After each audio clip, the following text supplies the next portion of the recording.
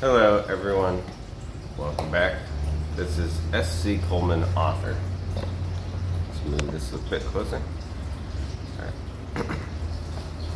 Today in this video, we're going to be returning to the topic of child trafficking, child harvesting, that sort of thing. The first thing that we should recognize, well, first we'll read the title of the document that we're going to be looking at. It's called the Diocese of Columbus Safe Environment Manual. Now this of course has to do with the idea of the safe spaces that I'm sure we've all heard of recently. And safe spaces are anything but, despite the name, they're extremely dangerous. Now this is something you find a lot with these word games where there's a perspective that simply labeling something as something is enough. So another thing to note here for this document is the redefinition of sex abuse. It, of course, is going to have to do with this thing called, quote-unquote, protection of trans rights, quote-unquote, which, of course, is anything but safe for obvious reasons. Nowadays, you've got all the things still going on with grooming children and things like that.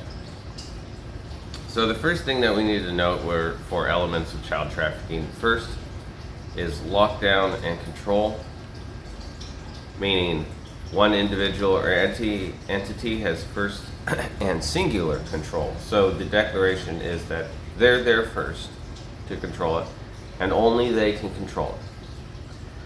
So that's one primary element for child trafficking. A second one is confidential and hidden communication.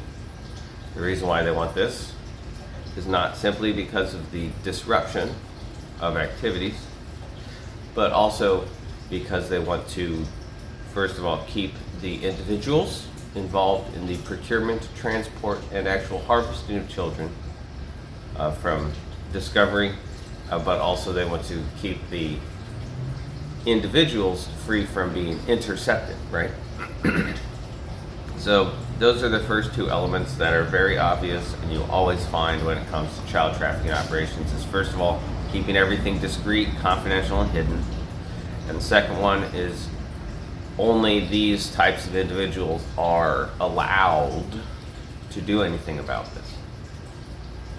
So despite the focus of this document being about sex abuse, which is what they're going to talk about, safe environment, it is the focus on the lesser of two evils that we see often, and they will never, ever, ever, ever talk about or recognize child harvesting, meaning the actual extraction of biological substances from children and other types of heinous activities involved with child trafficking, not simply the sexual portion. And of course they redefine it, so it becomes that sex is protected and sexual abuse is protected, and so are pedophiles, as usual. So the idea is the Safe Environment Manual is to make a safe environment for them. It is not to make a safe environment for children in the way that most people think about it. So that's your double speak going on there. The third element is the limitation on the disruption of activities. They can have one or two people fall to the wayside here or there, or the rescue of one or two children, or, you know, they can deal with an offset of loss. The issue that they always want to address is that activities are never disrupted. The actual organizational, operational structure is never undermined. The next and fourth one would be some sort of tracking mechanism, some type of way to watch from afar and to identify appropriate points of procurement, right? what points are easy to procure, and then of course naturally to identify any types of factors that would be suggestive that their operations are coming under surveillance or scrutiny, or are in fact in some type of vulnerable position close to being discovered. The fifth one that you're going to find always is layering, cover, and mixing. Covers, you have a pretext, some idea that's false for what you're actually doing. Layering is ensuring there's many layers of separation. And mixing is when you interject your hanky activities in with normal ones and sort of mix it into mundane activities. Sixth is distracting attention solely based on arbitrary titles. So one example of this would be the assistant did it, right? It's not simply the idea of projecting or distracting and making counter accusations. It's about doing it based off of arbitrary reasons, based off of, physical characteristics, for instance, or titles. The assistant, the student, the employee, right? You get a boss who blames the employees. Most people would see that as indicative that the boss is actually the one responsible, because if they don't take responsibility for what they pretend to be in charge of, then it's their fault, right? Well, that's going to be something you'll have very often with child traffickers. They love to blame. They love to say it's somebody else's fault. You're dealing with individuals who are arrogant, who obviously have some capability to rationalize these types of heinous activities, and so therefore they always like to blame everyone else and everything else for all of their problems. Now the seventh and last one will be projection and counter accusations. They will always attempt to not simply blame, but project onto everyone else what they do, such as what you find with crooks, who say things like, they always have these phrases they say, like one is, if I don't do it, then someone else will. Saying everybody is corrupt and a crook. And the other one too is that they need to protect themselves from all the other thieves and whatnot out there, and so they do it themselves too. So that's projection. That's an idea of projection anyway. Accusation countering is when you're in a situation where people view you in a certain way, and so you just go around accusing everyone else and everything else, and refuse to accept the fact that you're in the wrong. And so we find all of these elements here within the Diocese of Columbus Safe Environment Manual. So let's get into it. First we have decree. This decree is issued in accordance with Canon 31 of the Code of Canon Law and shall be binding upon all applicable persons of the Diocese of Columbus, including its parishes, ministries, apostolates, schools, and other institutions organized and or affiliated with the diocese immediately upon its publication. This decree seeks to comply with and specify more detailed steps to be taken in implementing canon law, especially Canon 1717-1719. Now here's something we find very common with these circumstances, especially with that Roman attorney who went to who sent an amicus brief to the Northern District of California about the Vatican Bank's lawsuit, and he said that the Vatican Bank is not a U.S. citizen, and therefore the U.S. Constitution does not apply. They always ignore the supreme law because they call theirs the universal law. So, word games here. They believe they can do whatever they want, regardless of the type of treason. They just simply can do and get away with whatever they want. They believe that. And I guess up to this point it's been true. Matters which are fully treated elsewhere or determined by other canonical or diocesan laws or policies, universal or particularly generally, are not repeated in this decree. Diocese of Columbus acknowledges the binding force of the essential norms as particular law before the Church of the United States, and no part of this policy is to be interpreted in a way that conflicts with those norms or other binding canon or civil law. So that's basically what I just said. They believe themselves to be supreme above all else, and quote-unquote law does not apply to them, only theirs does. Also, we have the use of this term norms, which gives you a better idea of the use of the phrase new normal from 2020. It, of course, relates to these so-called universal Catholic Church laws in the Vatican, the norms. Now, under definition, we have sexual abuse shall have the meaning stated in U.S. CCB document, Charter for the Protection of Children and Young People, at footnote 1 to Article 1. The term shall also apply to the allegations to a minor as abused as defined in Section 2151.031 of the Ohio Revised Code. So, of course, they're pretending that this is all about sex. There's not even a passing mention of things like adrenochrome, adrenoleutin, and epinephrine harvesting from children.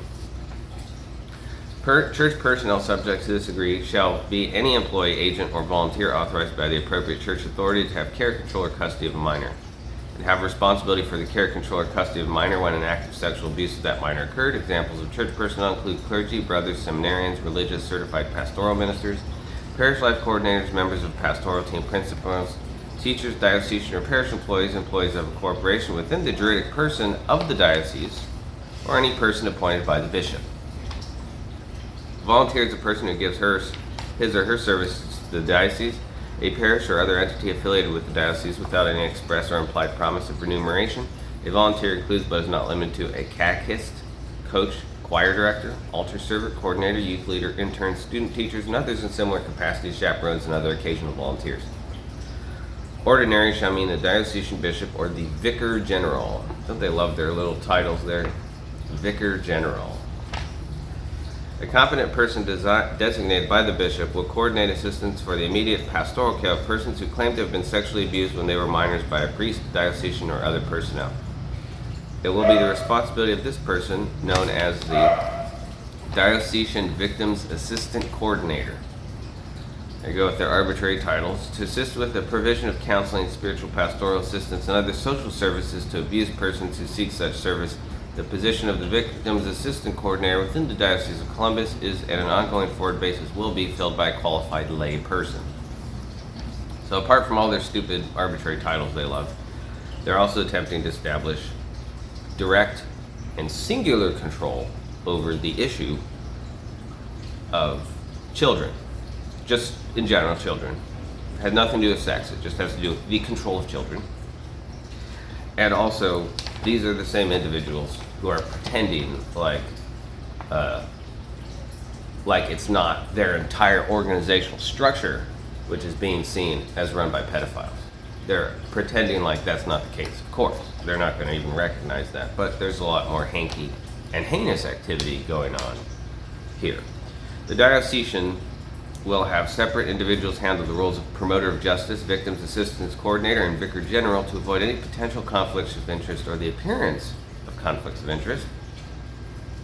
The form for commencement of a complaint set forth in Appendix 2 is adopted. Copies of the form shall be available at each parish office and school in the diocese and at the Diocesan Chancery, 198 East Broad Street, Columbus, Ohio, 43215. These forms may also be found on the diocesan website, columbuscatholic.org. A review board has been established to function as a confidential consultative body to assist the bishop in discharging his responsibilities, particularly in respect to the fulfillment of Canon 1717-1719. The function of the review board shall be advising the bishop in his assessment of allegations of sexual abuse of minors involving priests and deacons in his determination of suitability for ministry, reviewing diocesan policies for dealing with sexual abuse of minors, and offering advice on all aspects of cases involving sexual abuse of minors, whether retrospectively or prospectively. And there you go. A clandestine, confidential review board. So they're calling this a review board.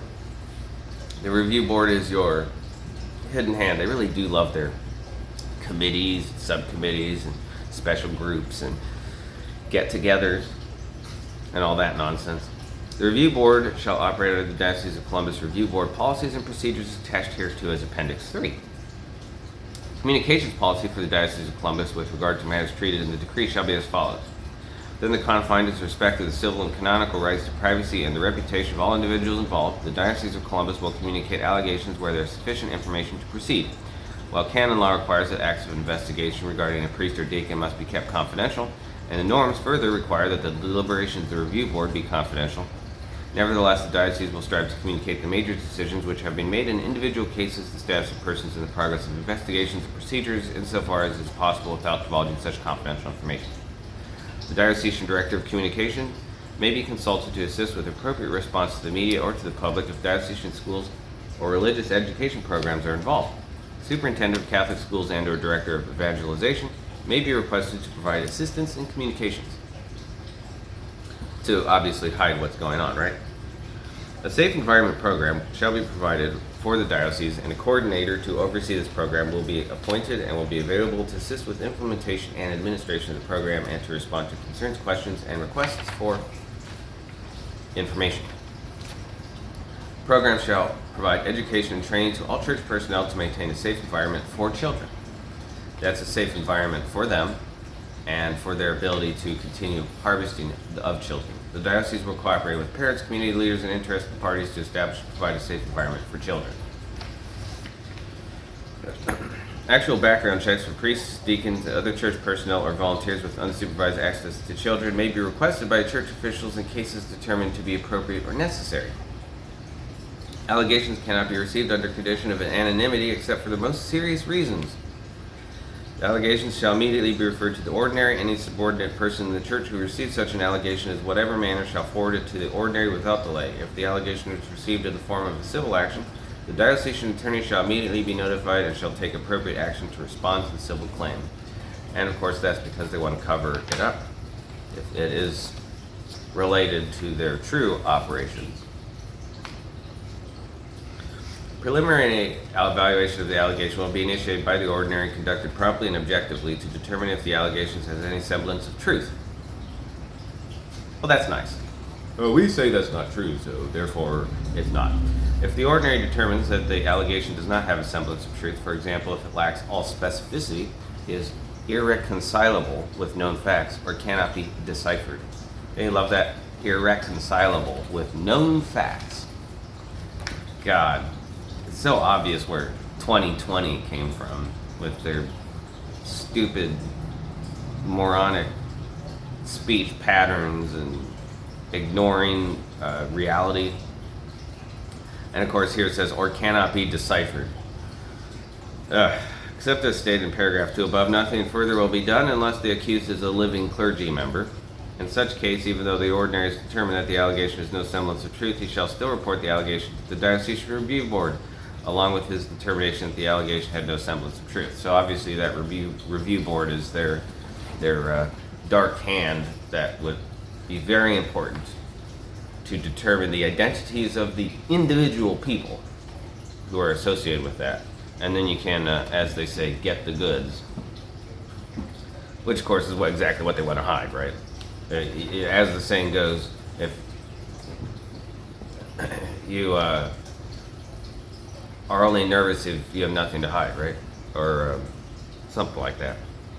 The ordinary will generally designate or appoint an independent private investigator to conduct an investigation, which will typically include interviews of those individuals with relevant information concerning the allegation. Such circumstances may include immediate concern for the safety of children or publicity and notoriety of the allegations. So there's your thug person from behind the scenes, their private investigator. The ordinary will seek the advice of the review board in its capacity as a confidential consultative board in conducting the prior investigation as foreseen in Canon 1717.1 and 1718.3. The allegation will be referred promptly to the Secretary of the Review Board, who shall then proceed according to the established procedures of the Review Board. The promoter of justice shall participate in all meetings of the Review Board in which allegation of abuse is being discussed by the Review Board.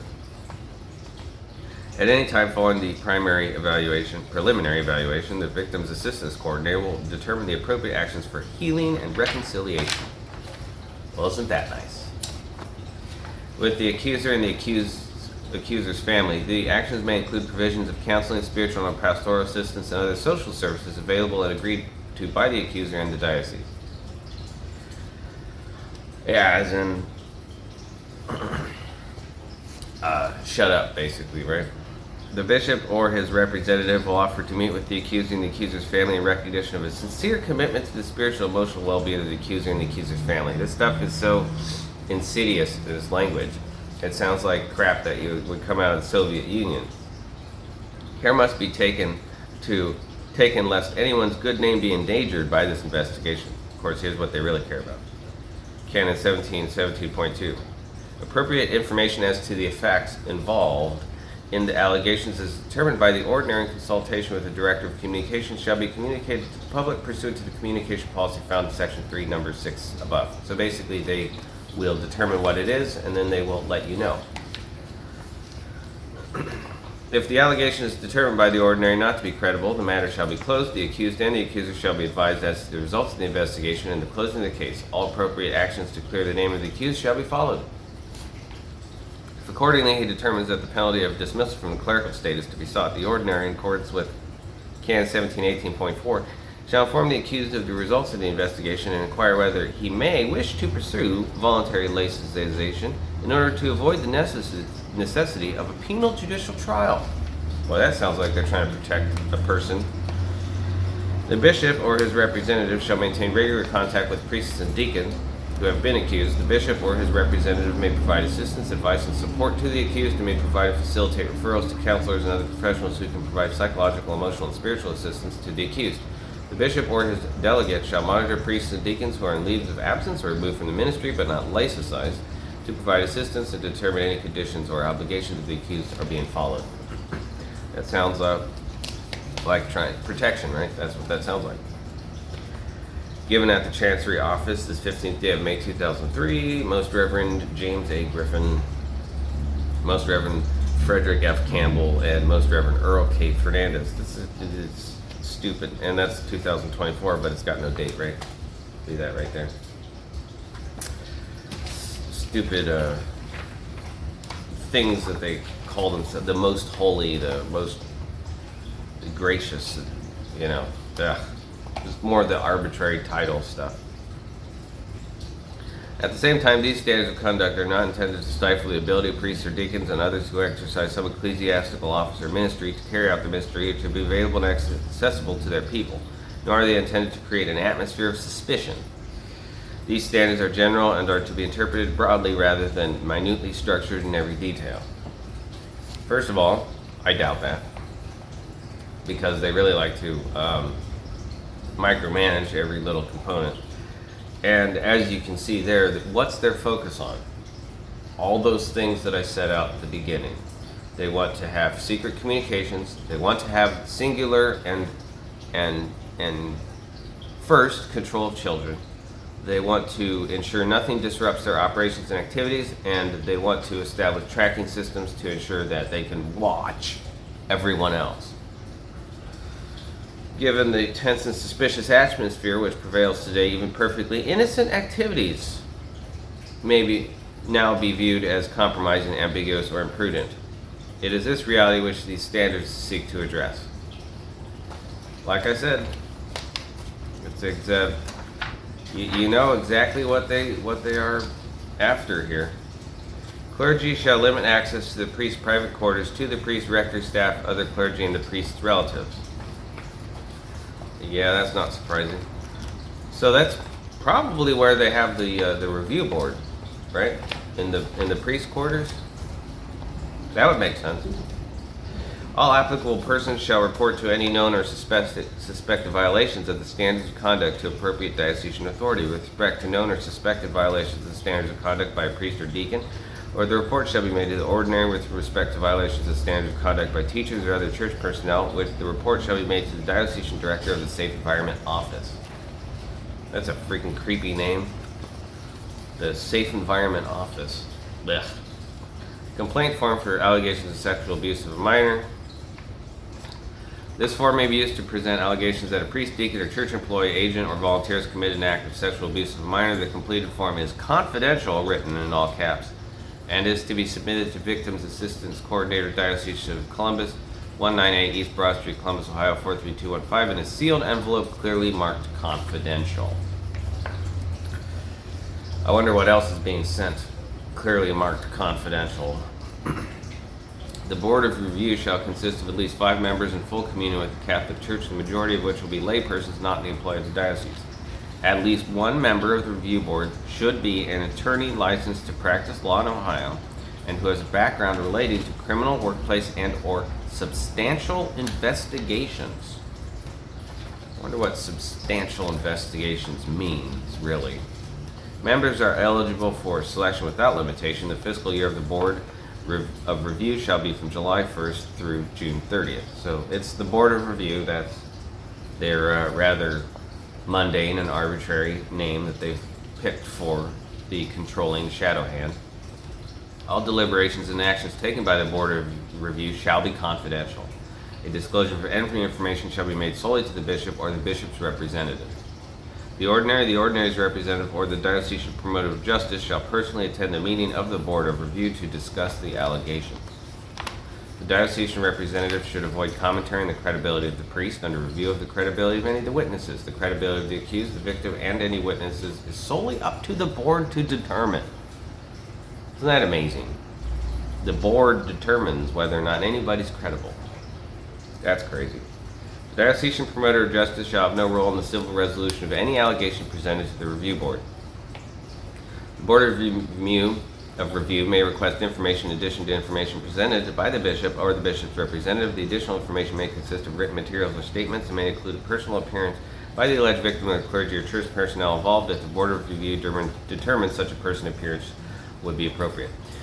Upon receipt of the recommendations, the bishop may accept or reject the recommendations of the Board of Review. The assessment of the allegations of the Board of Review and the determination by the bishop shall be communicated to the alleged victim and to the clergy or church personnel involved immediately upon completion of the determination of the bishop.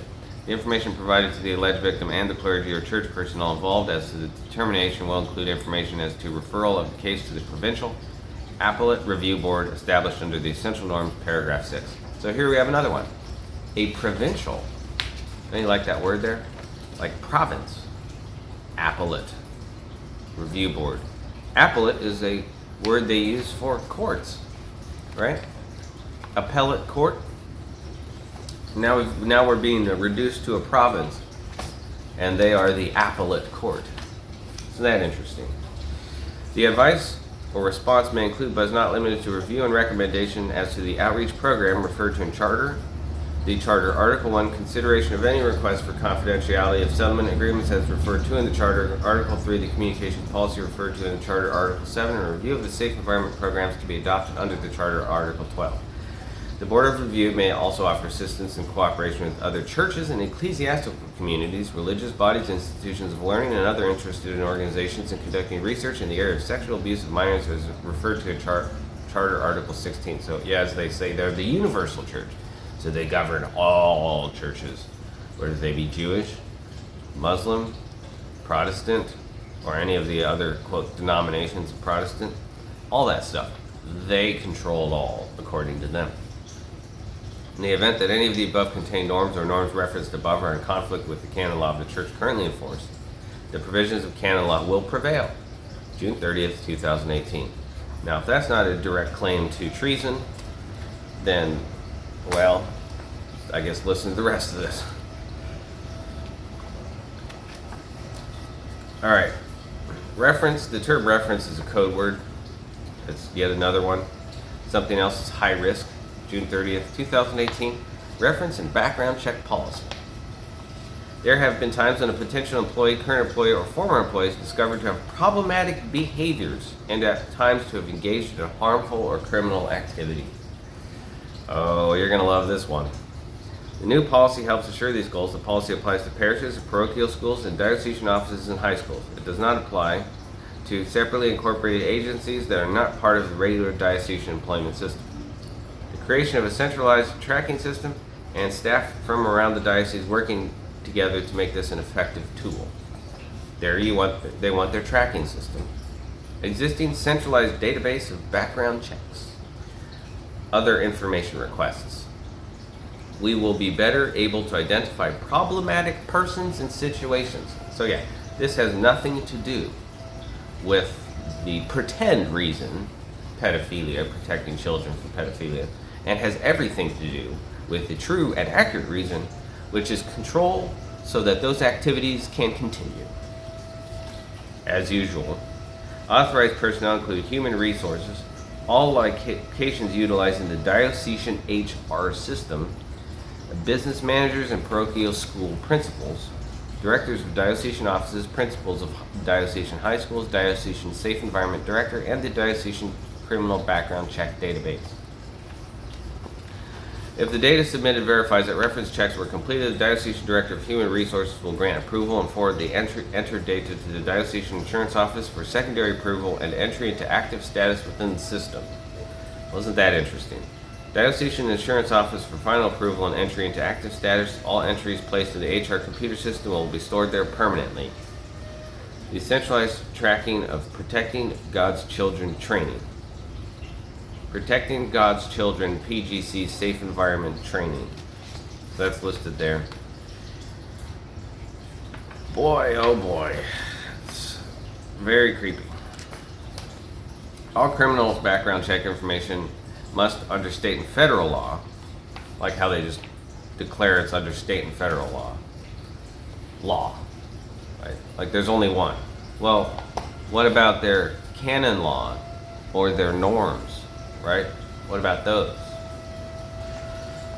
What about the U.S. Constitution? They never, ever, ever, ever will recognize the existence of the U.S. Constitution. They just pretend like it doesn't exist. And they also pretend like the armed forces don't exist either, because they all swear allegiance to it. Stuff's crazy. Be sent directly to the Diocese Central Database, administered by the Safe Environment Director for entry into the Central Database. It's some really upper level DEI crap. Under civil law, both federal and state, only the central database of criminal background checks maintained by the Safe Environment Director can serve as the official source of any information regarding criminal background checks, and diocesan offices, agencies, and schools, as well as parishes and parochial schools, must not receive this information from other entities' background check databases. Wow. Like I said, first and singular control, and they're seriously thumbing their nose at everything. Safe Environment Director's phone number is 614-241-2568. As they say, they follow the law, meaning their law. Here we've got terms, of course: Vicar General, Diocesan Moderator for Education, Superintendent of Schools. Employees starting working in the diocesan system are notified that their criminal background check information cannot, under state and federal law — I love how they just like to insert that a lot — under state and federal law, just say it and therefore it's true. It's ridiculous. Be shared with entities outside the diocesan system. This stuff is such garbage. Of course, they like to think that they actually control the so-called state and federal law entities, so they can get away with whatever they want. All inquiries from financial investigative groups must be referred to the Diocesan Director of Human Resources. Active employees at diocesan offices who are not authorized personnel cannot respond to any verbal or written requests. It is imperative that this step be followed, ensuring that a cohesive and comprehensive response is issued by authorized personnel. God, these people are up to some really bad stuff, you know? As previously noted, civil law prohibits conveying criminal background check information to entities outside the diocesan system. If an active employee is arrested, diocesan legal counsel and the diocesan insurance office shall be notified. Criminal records analysis, listing vulnerable populations. Circumstances of job performance. Vulnerable populations. They put U.S. veteran personnel into that category of vulnerable populations as a treasonous tactic to insinuate themselves to not only undermine the force and readiness capabilities of the nation and country, but also to spy on and commit espionage and treason against active military operations. The policies in this manual apply to all employees, diocesan offices, agencies, parishes, and schools. Additionally, they apply to volunteers serving in all programs involving minors at the diocesan level, agencies, parishes, and schools. Now, this is a huge problem because this is also they're going to attempt to leverage against the chaplains in the military.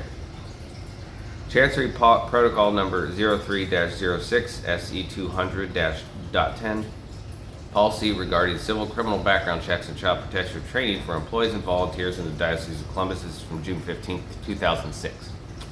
Protecting God's children. The safety of children and young people is best assured when adults have been trained and understood how to build a safe environment for children. So it's their safe environment. It's a safe environment for them, not for children, actually. It's a safe environment for their trafficking of children.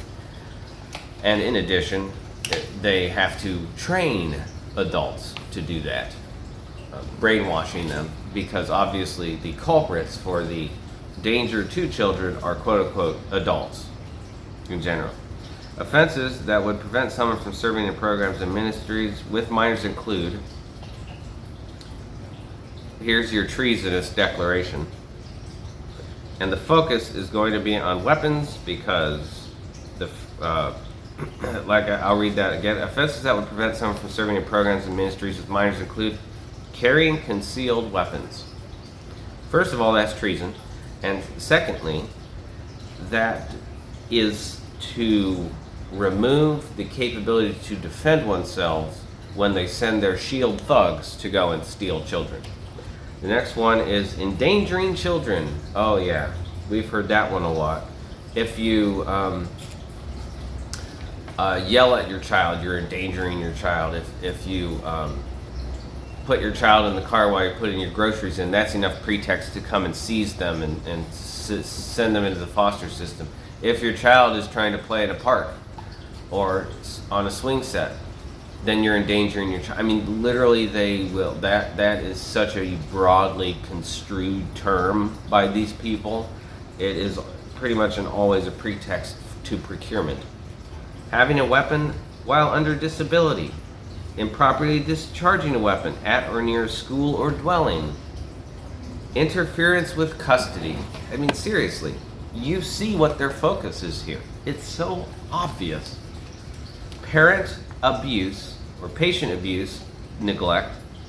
Placing harmful objects in food or confections. So that could be like herbs, ashwagandha, different things like that. And if it's actually harmful pharmaceuticals, well, no, that's not harmful at all. That's all part of their experiments they like to do behind the scenes and other creepy crap. And there's, of course, a whole lot more on this list, all of which are unconstitutional and treasonous. But their focus is generally and always on weapons, because they want their thugs in shields to have free reign and their brainwashed people to be able to go in and through force procure children to be trafficked for harvesting. Individuals that have attended child sexual abuse awareness programs from other institutions are still required to attend a Protecting God's Children training session. Persons that have participated in Protecting God's Children program in other dioceses can request their former diocese transfer their training records to the Diocese of Columbus. Due to the sensitive nature of the Protecting God's Children program, some victims of child sexual abuse may not feel comfortable attending a Protecting God's Children training session.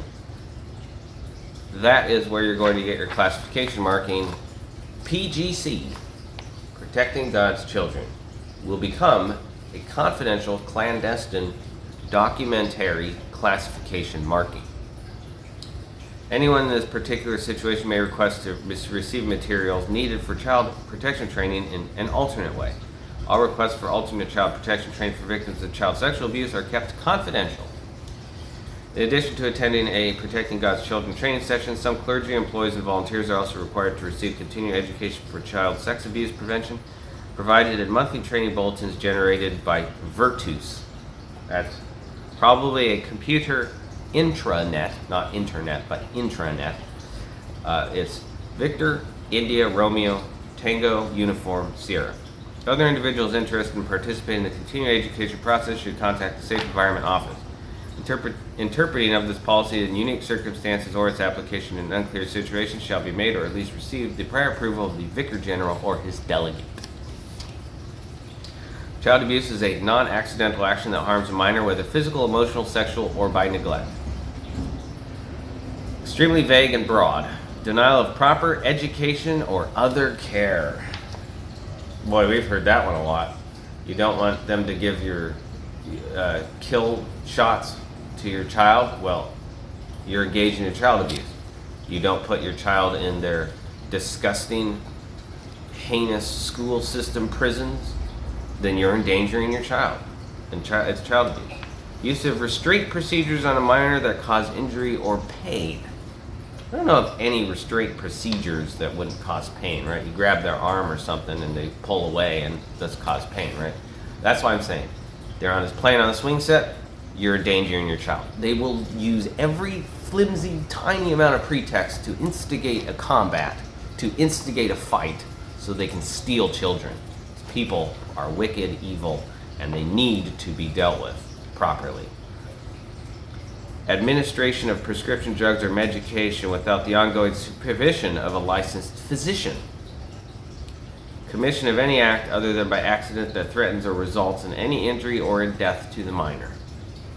Of course, here they go again with their projection, because they treat children extremely horribly in all of their institutions. But no, it's not their fault. It's the fault of the parents of the quote adults, the general population. Those, the lay people. They all need training. They're all stupid and moronic.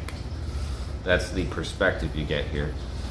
All school employees, parish staff, and school and agency volunteers who work with minors shall immediately report any such suspected case of child abuse and/or neglect. Reports of child abuse and neglect are generally made to the county agencies of the Department of Job and Family Services, Public Children's Services. Yeah, like those people are intrinsically involved in hanky child trafficking activities. Please contact your county child protection agency, provide as much information as possible: the name and address of the child you suspect is being abused or neglected, the age of the child, the name and address of the parents or caretakers, the reason you suspect the child is being abused, and any other information which may be helpful to the investigation. You have the option of giving your name or reporting anonymously. Oh boy, I can't wait till these people have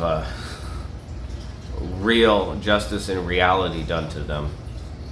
All of these institutions are filthy, disgusting operations of child trafficking. Please note, all of the above information is not needed to make a report. If you are not sure you have enough information to report, always err on the safety of the child. Ugh. Stuff makes your skin crawl and makes you want to hurl. Ohioans who suspect child abuse or neglect now only need to remember one phone number. Well, isn't that nice? Special attention should be given to provide a safe and confidential forum while following the standards of prudence. Of course, they always want to make everything secret. Code of conduct for employees and volunteers. Employees and volunteers work collaboratively with associates in ministry. Employees and volunteers respect the diversity of spiritualities and will make their own personal form of spirituality normative. Employees and volunteers recognize the dignity of each person and refrain from behaviors or words that are disrespectful to anyone or any group. This is all DII crap. We all are very familiar with DEI, diversity, equity, inclusion today. Employees and volunteers exercise responsible stewardship of resources. That's what they really care about. Their property, including children, they consider to be property. Employees and volunteers respect confidentiality. Employees and volunteers adhere to ecclesiastical law, policy, and procedure concerning the reporting of neglect, suspected abuse, or when physical harm can come to the person or to a third party. It's the ecclesial law which is important. Employees and volunteers support the rights of parents while ministering to the needs and concerns of minors. And of course, they will declare what those parental rights are. You have the right to remain silent, etc. Right? Declaring to you what your rights are. This crap has to end. These people have to be dealt with. Employees and volunteers are aware of the signs of physical, sexual, and psychological abuse and neglect. Employees and volunteers are aware of their limitations with respect to paraprofessional counseling and make appropriate referrals. God, stuff is disgusting. Employees and volunteers are aware of and comply with all emergency medical policies. Ugh. The duty of the parents to educate their children are primordial and inalienable. Well, there you go with their word game, taking inalienable rights of the Constitution and flipping it and changing it to say that you are obligated to, quote, educate your children. And of course, they're going to determine what that means. It means going to a disgusting, nasty prison system where you're taught and brainwashed all day just to fill out forms, so that in your adult life all you ever do is fill out forms, and you're an easy to conduct piece of livestock. Each parish school agency shall have a written policy detailing the procedures that visitors must follow when visiting a program, advance notice necessary to observe an activity, procedure for accompanying the visitor to and from observation area. That is escorting. It is a term used in special compartmentalized intelligence facilities to escort visitors. I mean, what is up with the level of clandestine protections that they want for this stuff? You do not go through this much effort for simple, mundane problems. Ever. Nobody goes through this much effort unless there's a reason for it. Each program for minors shall provide an organized program of health services designed to identify problems and coordinate health resources of the local community. Ugh, the way these people talk is so, it really wears on you, you know?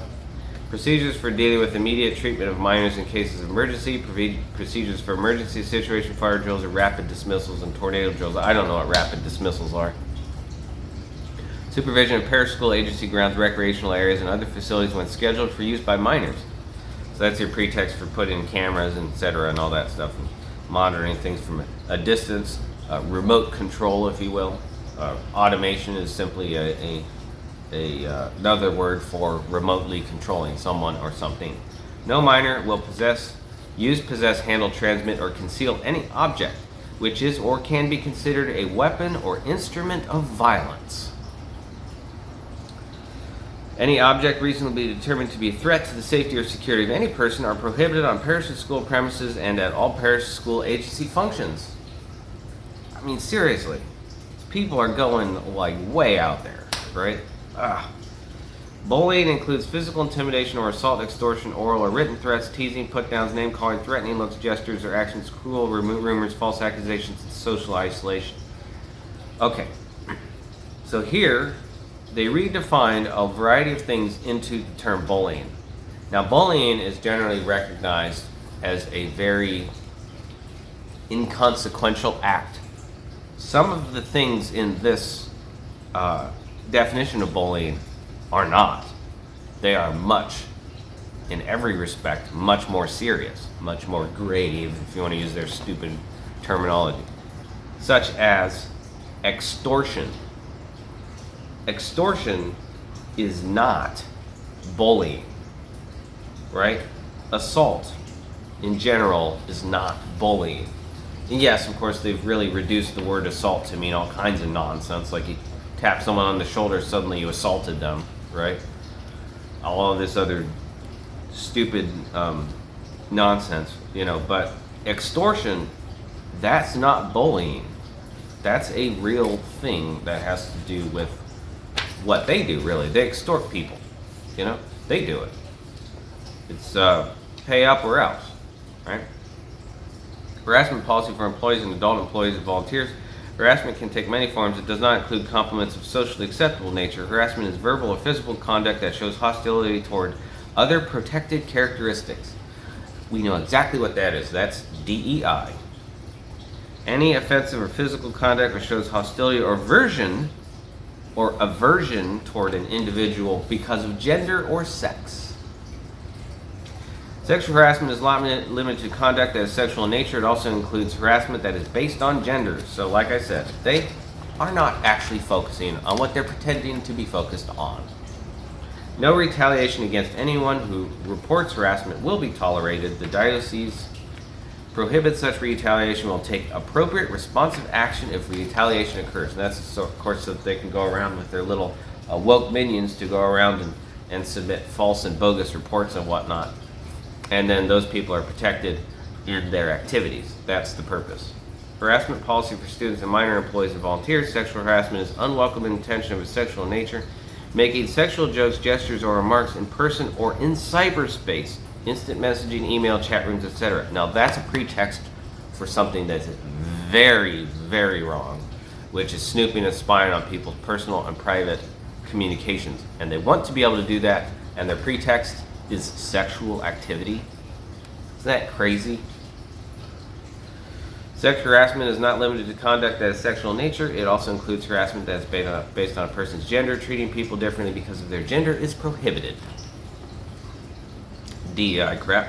If a minor sees harassment of any kind occurring, they should immediately tell a trusted adult staff member, and that word, a trusted adult, is repeated twice here in the next paragraph below it. Symptoms of a victim of sexual abuse may include fear that your reputation will be destroyed. I mean, seriously, there's so many things that can cause fear of your reputation being destroyed, such as getting caught for harvesting children. Oh, that's a big one. Experience headaches, stomach aches, or sleeping or eating problems because of the stress caused by the harassment. You see, if you're a child trafficker and you're afraid that somebody's going to come and off you because you've made so many enemies, and there's all these people who did not know that their child was trafficked through the foster system to have adrenochrome extracted under torture mechanisms. Yeah, somebody finds that out, and the person who did that is being sexually harassed. That's what they'll do. They'll be like, oh, I'm suffering physiologically because of sexual harassment. Yeah, this person whose child I stole and is subsequently dead because of me. Yeah, no, that's the things causing those symptoms are because of sexual harassment. That's exactly how these people act and operate. Retaliation against or getting even with anyone who reports his harassment will not be tolerated. The diocese prohibits such retaliation, will take appropriate responsive action if retaliation occurs. Second time that's been listed here. Also, that idea of getting even in quotation marks perfectly represents the perspective of the individuals writing this crap. When sending out any form of communication, verbal or written, when posting, commenting, or replying to internet sites, it is prohibited to use obscene, harassing, derogatory, defamatory, otherwise potentially scandalous comments, links, and/or images which reflect discredit or cause embarrassment to the Catholic Church, Diocese of Columbus, or any person or group of individuals. Post comments and/or replies must never contradict the teachings of the Catholic Church. Personal identifiable and contact information may be shared with the parish, with parish administrators, and blah, blah, blah. Enforcement. Listen to this. The Diocese of Columbus reserves the right to change this policy at any time and at its discretion. The interpretation and administration of this policy will be made by diocesan officials in light of changing circumstances and events. Now, if that doesn't sound a plan to engage in open and broad warfare, that's exactly what that is. That is a plan to engage in warfare. Enforcement is all about forcing someone through force to do something. Adult employees and volunteers must not initiate or accept friend requests, follows, or the like with minors related to personal social media platforms or apps. And of course, that's to keep from it being readily identifiable who exactly is involved in the child trafficking structure. Social media sites or pages belonging to the parish ministry must be monitored and reviewed on a regular basis. That's for censorship. There shall be no posting of confidential or proprietary information, unauthorized use of trademarks or logos, or promotion of solicitation from outside businesses. And of course, that's also a way that they can censor and shut down any mention of their child trafficking operations. Personally identifiable information release forms. Personally identifiable information including photographs, digital images, or recordings with and without names, addresses, email, phone numbers, social media accounts, personal characteristics, height, weight, etc. A field trip is defined as a school or parish-sponsored activity supervised by school or parish personnel and adult volunteers, which occurs off-site. No minor may participate unless a signed liability waiver form for the specific event is received. You're right, it's always projecting liability, reducing risk, saying it's your fault and what you're doing is wrong and bad, and we are the saints. We are the protected people. We are the authorized ones. 2 adult leaders must be present and sign the form. Any other personal identifiable information as well as private information like health insurance or medical information of a minor must be kept in a secure location at all times. No adult participant or chaperone may participate unless a signed adult liability waiver form for the specific event is received by the parish prior to the field trip. Yeah, well, you can't absolve yourself from reality and bullets. Standardized form must be completed by the participating adult in its entirety, and no content of the form may be omitted or edited in any way. And of course they know that, which is the reason why they focus so much on the removal of weapons. Any other personally identifiable information as well as private information like health insurance or medical information must be kept in a secure location at all times. That's so it can be used, obviously. Registration, permission, release, and indemnification agreement. No language in the registration, permission, release may be edited or removed. Versions of this form in English accessible for print can be found in the appendix. Charter for the Protection of Children and Young People. So there's a bunch of theatrics in here, and it's got their stupid ranks and arbitrary titles and other add-ons and nonsense like that. But in essence, they state that there's all this sex abuse coming from upper echelons in the church system, but then they go on to try and divert or blame others, as usual, and diminish the breach of trust perpetrated by some members of the clergy. Right? Some members. We offer our help for the future. Oh, isn't that nice? The loss of trust that is often the consequence of such abuse becomes even more tragic when it leads to a loss of faith that we have sacred duty to foster. That's the worst thing here. It has nothing to. They don't give a crap about what happens to people, or to children, or to anyone. All they care about is their control and the faith that people have in their system. In the last 9 years, the intense public scrutiny of the minority of the ordained, right, here we go again. It was a minority who have betrayed their calling has caused the vast majority, that's redundant, of faithful priests and deacons to experience enormous vulnerability to being misunderstood, right? Yeah, that's what it is. They're being misunderstood, even to the possibility of false accusations. This is ridiculous, right? It's just ridiculous.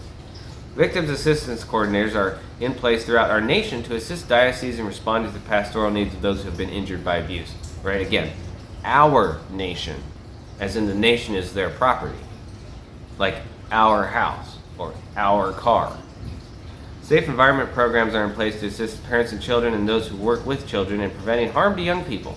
These programs continually seek to incorporate the most useful developments in the field of child protection. While it seems that the scope of the disturbing problem of sexual abuse of minors by clergy has been reduced over the last decade, yeah, right, the harmful effects of this abuse continue to be experienced by both victims and dioceses. Now, here's the antithesis to the U.S. Constitution. This is their preamble. To make effective our goals of a safe environment within the church for children and young people and of preventing sexual abuse of minors by clergy in the future, we, the members of the United States Conference of Catholic Bishops, have outlined in this charter a series of practical and pastoral steps, and we commit ourselves to taking them in our dioceses and eparchies. That's like we, the people of the United States. Here it is, we, the members of the United States Conference of Catholic Bishops. They could not be more in hateful, vindictive, direct opposition to the U.S. Constitution and engaging openly in warfare against the U.S. Constitution. All members of the armed forces that swear allegiance to it, the nation and country for which it was made. Each diocese eparchy is to continue its outreach to every person who has been the victim of sexual abuse as a minor by anyone in the church service, whether the abuse was recent or occurred many years in the past. This outreach may include provision of counseling and other social services, such as silencing and hiding it and covering it up. Dioceses eparchies are to have a competent person or persons to coordinate assistance for the immediate pastoral care of persons who report having been sexually abused as minors by clergy or the church personnel. Dioceses eparchies are also to have a review board that functions as a confidential consultative body, blah, blah, blah. Dioceses eparchies are to cooperate with public authorities. Nowadays, that means nonprofits. There's your nonprofits. And this stuff sort of goes on. It's really annoying. Here's taking into account the financial and other resources as well as the population area and demographics of the Diocese of Parchi. By the authority of the United States Conference of Catholic Bishops, the mandate of the Ad Hoc Committee on Sexual Abuse is renewed and is now constituted the Committee of the Protection of Children and Young People. It becomes a standing committee of the conference. Its membership is to include representation from all episcopal regions of the country, with new appointments staggered to maintain continuity in the effort to protect children and youth. The committee is to advise the USCCB on all matters relating to child and youth protection, and is to oversee the development of plans, programs, and budget of the Secretary and Child and Youth Protection, blah, blah, blah, right? I mean, we really already know all this stuff. We don't really need to beat the dead horse. Here's some interesting notes. A person who habitually lacks the use of reason is to be considered equivalent to a minor. Well, isn't that nice? They're certainly going to determine what reason is, such as, oh, the Catholic Church is, or the Universal Church is unconstitutional and treasonous. Well, they're going to determine that person lacks reason, right? That's how they play their little games. They make determinations and decrees, and they hoist it on you obligatorily as much as they can. Essential norms for the Diocese of Partial policies dealing with allegations of sexual abuse of minors by priests. Office of the President is 3211 4th Street Northeast, Washington, D.C. 20017, 1194. The Most Reverend William Skylestad, D.D. Bishop of Spokane, the United States Conference of Catholic Bishops, degree of promulgation.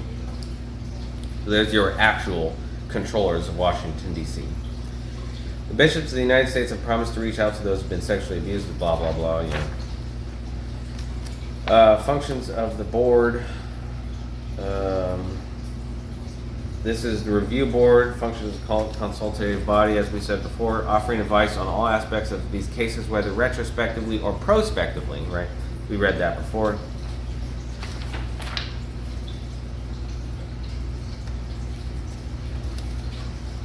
So, rather than going through this whole thing that we pretty much already know, we already know what they're going to be doing here, what blame games they're going to be doing, and what other nonsense they're going to try and insinuate. Well, here's the address for Safe Environment Office, Diocese of Columbus, 197 East Gay Street, Columbus, Ohio, 43215. And then we got a really creepy questionnaire. Here's their automation listing explanation. Post-registration instructions for protecting God's children training sessions. All participants must be registered in the Virtus database. Go to www.virtus.org.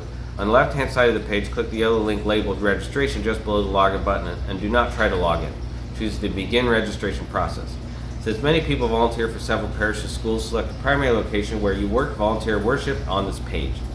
Do not select the location of your training site in this section. Click continue. Select all the roles that you serve within the church. Please enter a title in the box, e.g. parent, volunteer, coach, DRE, catechist, etc. Click continue to proceed. You'll be presented with a list of past sessions. Select training site and date where you attend from your drop-down list. Select complete registration. You will see a message. Your account request will be reviewed by your coordinator. Contact the Safe Environment Office with your name, date, and location of your session. R. Quinn at columbuscatholic.org so that the staff knows to check for your approval of your registration in Virtus. So of course everything's going to become automated. They're going to be able to send orders and reports and bogus and phony accusations virtually, right, online. I already read that completed form for the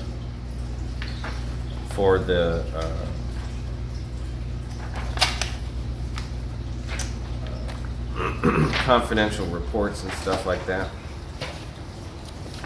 Alrighty. Alright, now this last bit that we're going to look at is particularly weird. I mean, all of this stuff is crazy, but listen to this. Studies in the United States indicate that juveniles are responsible for 40% of the sexual assaults on children under the age of 6 and 39% of the attacks on ages 11 through 16.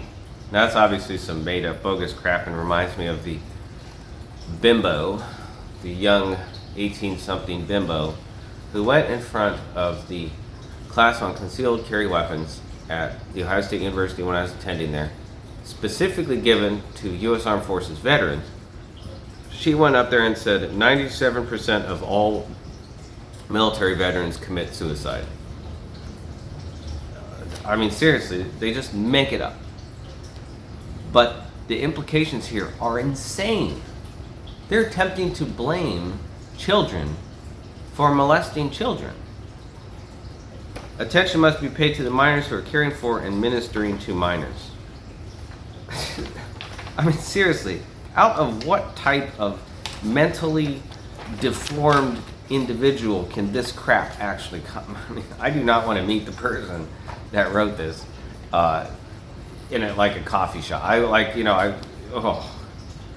want to have any conversations. I wouldn't want to do anything with the individual that wrote this crap.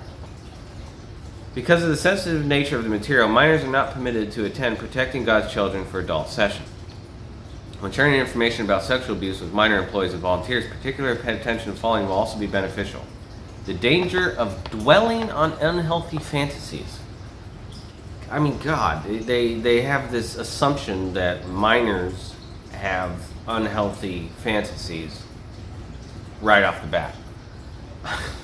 This literally has to be written by a pedophile.